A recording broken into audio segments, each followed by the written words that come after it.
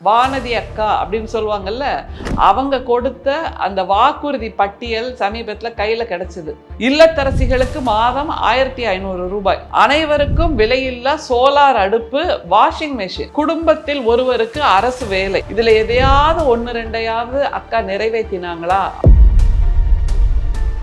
இந்த மாதிரியான பிஜேபியை சேர்ந்தவர்கள் தான் நம்முடைய முதல்வரை கேட்கிறார்கள், அத்தனை வாக்குறுதி கொடுத்தீங்களே நீங்க என்ன பண்ணீங்க அப்படின்னு. நம்முடைய மாண்புமிகு முதல்வர் அவர்கள் 505 வாக்குறுதிகளில் 80% மேலாக நிறைவேற்றி காட்டியிருக்கிறார். அப்படி செய்ததால் தான் இன்றைக்கு இந்தியாவிலேயே முதன்மை மாநிலமாக சத்யபால் மாலிக் அப்படின்ட்டு முன்னாள் ஆளுநராக இருந்தார். அடுக்கிறார், அப்படியே ஒரு 5 கருத்துக்களை அடுக்கிறார். பிஜேபிக்கு வாக்களித்து நாட்டை அடிமை நாடாக்கி விடாதீர்கள், சுதந்திரத்தை இழந்து விடாதீர்கள். பொய்யை மட்டுமே அடுக்கி அடுக்கி அடுக்கி வாக்குறுதிகளாக கொடுக்கின்ற பிஜேபியினரை தமிழ்நாட்டில் கால் வைக்க முடியாத மாதிரி நாம் செய்ய வேண்டும்.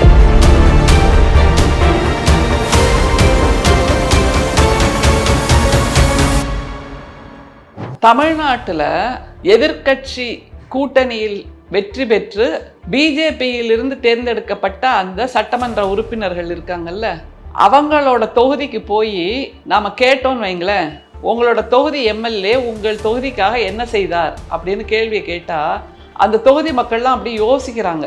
ஆழ்ந்து யோசிச்சு, கன்னத்துல கை வச்சு யோசிச்சு, ரூம் போட்டு யோசிச்சு, அவ்வளோ தூரம் மண்டையை கசக்கி மூளையை கசக்கி யோசிச்சு கடைசியில் ஒரு பதில் சொல்றாங்க. உதட்ட பிதுக்கிக்கிட்டு ஆஹா ஒன்றும் பண்ண மாதிரி தெரியலையே அப்படிங்கிறாங்க. இந்த மாதிரியான பிஜேபியை சேர்ந்தவர்கள் தான் நம்முடைய முதல்வரை கேட்கிறார்கள், அத்தனை வாக்குறுதி கொடுத்தீங்களே நீங்க என்ன பண்ணீங்க அப்படின்னு. அவர்களிடம் திருப்பி கேட்பதற்கு நமக்கு ஒரு சந்தர்ப்பம் இருக்கிறது. அதை பாருங்களேன். அந்த கடந்த சட்டமன்ற தேர்தலில் கோவை தொகுதியில் போட்டியிட்ட அந்த பிஜேபி வேட்பாளர் வானதி அக்கா அப்படின்னு சொல்லுவாங்கல்ல, அவங்க கொடுத்த அந்த வாக்குறுதி பட்டியல் சமீபத்துல கையில கிடைச்சது. அவங்க என்னெல்லாம் வாக்குறுதி கொடுத்துருக்காங்க தெரியுமா? அந்த கோவை மாநகரத்து மக்களுக்கு, இல்லத்தரசிகளுக்கு மாதம் 1500 ரூபாய், வருடத்துக்கு 6 விலையில்லா சமையல் எரிவாயு சிலிண்டர், அனைவருக்கும் விலையில்லா சோலார் அடுப்பு, வாஷிங் மெஷின், அனைத்து வீடுகளுக்கும் கேபிள் திட்டம், குடும்பத்தில் ஒருவருக்கு அரசு வேலை. இது கோவை தெற்கு தொகுதியின் வெற்றி வேட்பாளர் வானதி ஸ்ரீனிவாசனுடைய வாக்குறுதிகள். இதுல அந்த வானதி ஸ்ரீனிவாசனுடைய தொகுதிக்கு போய் நாம கேட்டோம்னா இதுல எதையாவது ஒன்னு ரெண்டையாவது அக்கா நிறைவேற்றினாங்களா அப்படின்னு கேட்டா ஆஹா ஒண்ணுமே பண்ணலைங்க அப்படிங்கிறாங்க. இப்படியாகத்தான் இவர்கள் சட்டமன்ற உறுப்பினர்களாகி தங்களுடைய தொகுதிக்கு எந்த சேவையையும் செய்யவில்லை என்பதை நம்முடைய தமிழ்நாட்டு மக்கள் உணர்ந்திருக்கிறார்கள். எனவே இந்த முறை இந்த சட்டமன்ற தேர்தலில் ஒரு வாக்கு கூட பிஜேபி கூட்டணிக்கு செல்லக்கூடாது என்பதில் அவர்கள் உறுதியாக இருக்கிறார்கள் என்பதை அந்த தொகுதியில் போய் பார்த்து பேசிட்டு வந்தா எல்லாராலையும் உணர முடியும். இதுல மிக முக்கியமா இன்னொரு விஷயம் என்ன தெரியுமா? சத்யபால் மாலிக் அப்படின்ட்டு முன்னாள் ஆளுநராக இருந்தார். அவரை பற்றி பலவிதமான கண்டனங்களை சொல்லி பிஜேபி அவரை துவம்சம் செய்தது அப்படிங்கிறது நமக்கு நல்லா தெரியும். அவர் ஒரு மிக முக்கியமான கருத்தை சொல்லியிருக்காருங்க. அது என்ன கருத்துன்னா, அடுக்கிறார், அப்படியே ஒரு 5 கருத்துக்களை அடுக்கிறார். அது என்னன்னு கேளுங்களேன். பிஜேபிக்கு வாக்களித்து நாட்டை அடிமை நாடாக்கி விடாதீர்கள்.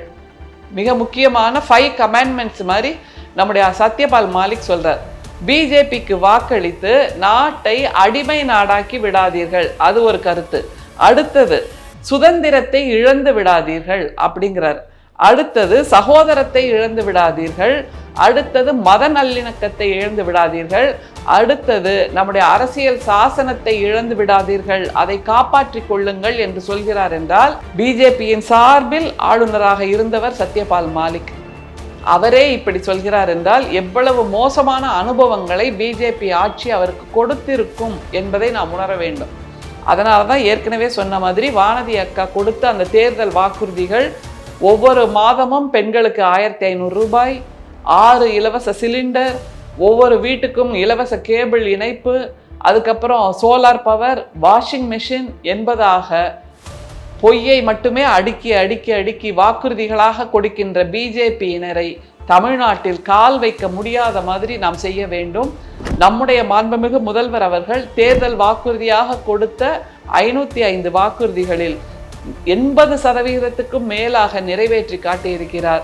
அப்படி செய்ததால் தான் இன்றைக்கு இந்தியாவிலேயே முதன்மை மாநிலமாக நம்முடைய தமிழ்நாடு இருக்கிறது என்பதை நாம் உணர வேண்டும். எனவே இப்படியாக மக்களுக்கான நல்ல கொள்கைகளை கொடுத்து, திட்டங்களை கொடுத்து, தொழிற்சாலைகளை உருவாக்கி, கல்விக்கூடங்களை உருவாக்கி தமிழ்நாட்டை முன்னேற்ற பாதையில் அழைத்து செல்பவர் யார் என்பதை நீங்கள் புரிந்து கொள்ள வேண்டும். வானதி அக்காவை போலவோ அல்லது பிஜேபியை சார்ந்தவர்களைப் போலவோ எதிர்க்கட்சி கூட்டணியினரை போலவோ வாயால் வடை சுடுபவர்கள் நாம் இல்லை என்பதை புரிந்து கொள்ள வேண்டும். சத்யபால் மாலிக் முன்னாள் ஆளுநர் சொன்னதை நினைவில் வைத்துக் கொள்ளுங்கள். பிஜேபியை தமிழ்நாட்டுக்குள் கால் பதிக்க விடாத மாதிரி நாம் அத்தனை பேரும் செயலாற்ற வேண்டும் என்பதுதான் இந்த புத்தாண்டின் மிக முக்கியமான தீர்மானமாக இருக்க முடியும்.